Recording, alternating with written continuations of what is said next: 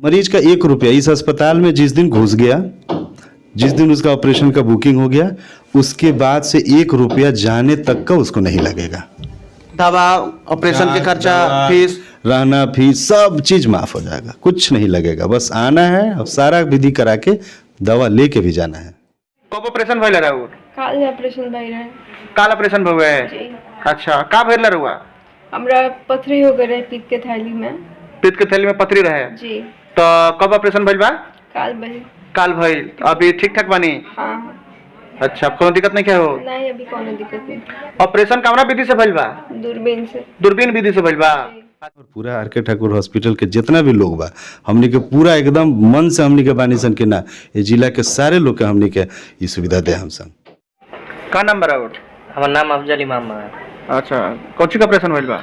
पीठ के थैली के और हाइड्रोसिल के कइले बा ऑपरेशन? ऑपरेशन यहाँ के डॉक्टर साहब करे बनी। कितना दिन पहले ऑपरेशन भइल? बस 2 दिन भइल बा, छुट्टी भी बा हमार लास्ट। 2 दिन पहले भइल बा, छुट्टी होई? जी। तो बहुत जल्दी छुट्टी होता? ऐसे कि सुविधा ही अच्छा हो के वैसे छुट्टी के दिया जाता है। कोनो दिक्कत नहीं होता जी? ना कोनो दिक्कत नहीं, अगर दिक्कत रहे तो सामने बैठ के हम थोड़े इंटरव्यू के चाहे कुछ बोलते हैं। जनरल सर्जरी कोनो प्रकार के जनरल सर्जरी, हर्निया होके, हाइड्रोसिल होके, रुआ मतलब अपेंडिक्स होके, पीत के थैली में पथरी होके। नमस्कार, हम बनी अमरजीत कुमार गिरी, रेवा देखतनी भोजपुरिया झकोरा। आज हम पहुंचल बानी गोपालगंज टाउन में बानी, कमला राय कॉलेज के बगल में।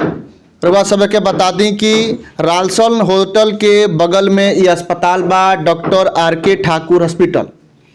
और सबसे बड़ा खुशी के बात ई बा गोपालगंज जिला वासी लोग खातिर, गोपालगंज से दूर दूर गांव देहात में रहे वाला सभे माई बहन खातिर, कि गोपालगंज के पहिलका अस्पताल बा जौना के आयुष्मान भारत प्रधानमंत्री जन आरोग्य योजना के तहत मान्यता प्राप्त मिलल बा, जहां पर आयुष्मान भारत जौन हमनी के कार्ड बनौले बनी सन, जौना में 5 लाख रुपया तक इलाज मुफ्त बा।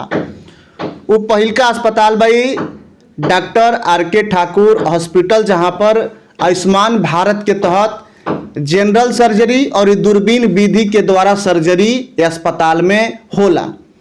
और बड़ा खुशी की बात बा, डॉक्टर साहब भी बानी और स्टेपलर विधि के द्वारा ये तीनों जिला में, सिवान, छपरा, गोपालगंज, तीनों जिला में पहिलका अस्पताल बा डॉक्टर आर.के. ठाकुर हॉस्पिटल, जहां पर स्टेपलर विधि से खूनी बवासीर के ऑपरेशन होला। मतलब कि तीनों जिला में पहिलका अस्पताल बा डॉक्टर आर.के. ठाकुर अस्पताल। और का सुविधा बा, हम डॉक्टर साहब के पास में सीधे चलते नहीं, डॉक्टर साहब हमारे पास साथ में बानी, कि और का सुविधा बा और का ये हॉस्पिटल में। हालांकि हम पेशेंट से भी बात के ले बानी, ये हॉस्पिटल के पूरा विजुअल ले ले बानी, हॉस्पिटल में का बाटे का नहीं है। और अब डॉक्टर साहब से बात करें। डॉक्टर साहब, सबसे पहले राव स्वागत है हमारे चैनल में। हाँ, धन्यवाद अमरजीत जी।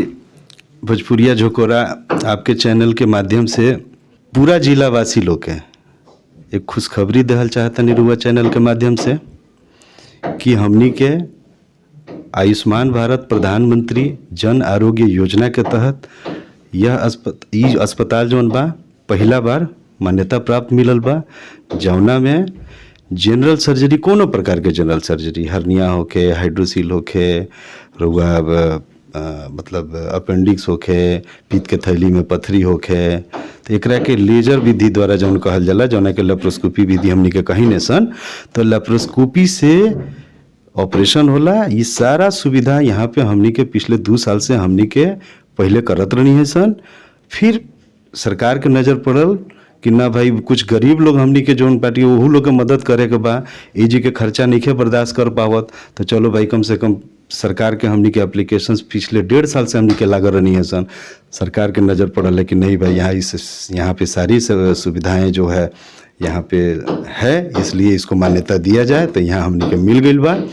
हमनी के बहुत पूरा जिला वासी खातिर बहुत खुशखबरी बा। हमनी के बहुत खुशी बा कि अब हमनी के हर वर्ग के लोग के हमनी के यहाँ पे इलाज कर सकम सन ये अस्पताल में। अच्छा डॉक्टर साहब, जैसे कि कुछ लोग के गांव देहात के मन में चलेला कि डॉक्टर साहब तो खाली पथरिया के करत होके, डॉक्टर साहब खाली पीते के करत होके, डॉक्टर साहब खाली बच्चेदानी के करत होके दूरबीन से, तो इनमें तो सब देखल जाओ तो सब विधि से रोगा ऑपरेशन, हर प्रकार का ऑपरेशन। जी जी, जितना आधुनिक विधि रोगा सोच सकता नहीं, आर.के. ठाकुर हॉस्पिटल में हम पिछले विगत 2 बरस से हम ऑपरेशन कर रहा बानी। लेकिन अभी जाके सफलता सरकार के तरफ से मिलल कि भाई और जिम्मेवारी सरकार दिलविए कहीं जिम्मेवारी ली। जी जी, और वो जिम्मेदारी हम उसको निभाने के लिए हम बिल्कुल तत्पर हैं, तैयार हैं। और पूरा आर के ठाकुर हॉस्पिटल के जितना भी लोग बा हमनी के पूरा एकदम मन से हमनी के बानी सन के ना ये जिला के सारे लोग के हमनी के ये सुविधा दे हम सन। अच्छा, सरकार के तरफ से ये जो रउआ मिलल बा स्वीकृति मिलल बा एकरा के ये प्रोटोकॉल के पूरा करे खातिर तो रउआ कितना दिन से लगा रहने? 1 साल 1.5 साल हो गया। 1.5 साल से लगा रहने? 1.5 साल से लगे हुए हैं, 1.5 साल से लगे हुए हैं। तो और भी अस्पताल लागल है गोपालगंज जिला के? हाँ, कुछ अस्पताल तो और भी लगे हुए हैं। लेकिन सफलता आपको मिली? जी मिला, मतलब रउआ मिलल सफलता कुछ। हाँ, प्रोटोकॉल हमनी के पूरा शुरू से ही मेंटेन कैले बनी सन, आजो तक मेंटेन कैले बनी सन, आगे भी करें सन, आगे भी मेंटेन रहे एकदम 100। अच्छा डॉक्टर साहब, देखनी है कि आमतौर पे हमनी के अस्पताल में जाने सन केहू के लेके कहीं पर तो बड़ा मतलब कि स्मेल आवेला चाहे अलग अलग प्रकार के, लेकिन एकदम कि पूरा क्लीन बा। देखिए, एक हॉस्पिटल में घुसला के बाद में हमनी के जौन पहला होला कि एक पहले के ज़माना में एगो ईथर होत रहा जौना से बेहोशी होत रहा। एक बार अगर ईथर यहाँ पे अगर डाल दल जाओ ना तो पूरा एकदम मोहल्ला एकदम गमक जाए। स्मेल हो स्मेल ओकरे है। हॉस्पिटल में घुसला के बाद वो स्मेल वो ईथरे के स्मेल होला जौन की नाक में लोग बर्दाश्त ना कर पावेला। तो चूंकि हमनी के यहाँ पे जितना भी बेहोशी के बा बहुत उत्तम बेहोशी के जौन बारी हमनी के व्यवस्था बा और ओकरा खातिर एगो कंप्यूटराइज मशीने बा बेहोश करे वाला। अच्छा, हाँ, मशीन से जी जी, आधुनिक टेक्निक है वो। बेहोशी सबसे हम लोग जो ऑपरेशन करे नहीं सन हमनी के उनमें खतरा ऑपरेशन से ज़्यादा बेहोशी के खतरा होला। ऐसे बोलल जाला कि पूरे विश्व में जितना रोड ट्रैफिक एक्सीडेंट जौन होला उससे ज़्यादा बेहोशी के ऑपरेशन थिएटर में खतरा होला बेहोशी से। अच्छा, ऐसा बात बात? जी जी, ऑपरेशन में खतरा तो बेहोशी का खतरा है। मरीज अगर टेबल पे उनका अगर कोनो मृत्यु होता तो ज़्यादातर उनमें बेहोशी के कारण ही मृत्यु होला। ऑपरेशन के चलते ना होला। ऑपरेशन के चलते ना बहुत कम, ऑपरेशन ना के बराबर। ये तो अंदर के बात बा। अंदर के बात बा, लेकिन ज़्यादातर बेहोशी के खतरा। इसीलिए हमेशा हमनी के बेहोशी के उत्तम क्वालिटी हो तो सर्जरी तो आसान हो जाता है। पेशेंट तो बेहोश बढ़िया से अगर हो जाओ तो सर्जरी करे में सर्जरी आसान हो जाला। फिर बढ़िया से बेहोश मरीज मिल गई है, हमरा क्या करे बा गई नहीं टेक्निकल कार्ड में कटनी अपन काम करनी निकल नहीं। अब मरीज अगर वही से बढ़िया से अगर नहीं खन बेहोश मैंने एगो ना खोल जाए देह हिलावता रहे ऐठता रहे वही में ऑपरेशन करे जाता नहीं तो कहीं न से नहीं कहने कटे के चांस और कुछ ना।